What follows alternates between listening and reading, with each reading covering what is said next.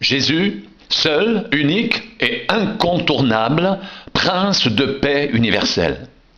Les paraboles du Christ, toutes frappées du sceau du mystère du règne de Dieu, expriment avec force la certitude d'une réalisation en cours des événements de la fin de l'histoire humaine. En effet, le ministère terrestre de Jésus, sa mort et sa résurrection sont catalyseurs et déclencheurs de l'étape finale des derniers temps qui ne trouveront leur complet achèvement que lors de son retour.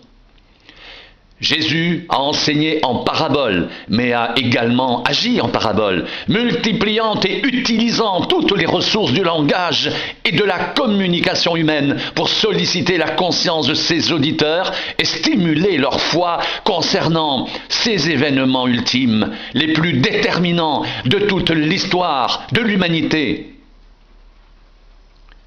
L'enjeu d'une importance magistrale n'étant rien moins que la vie éternelle.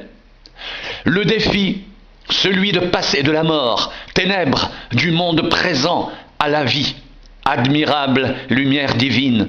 Le risque, celui d'une incrédulité annihilatrice de l'unique solution disponible offerte gratuitement à l'impasse de la crise du péché et de ses conséquences dommageables éternelles.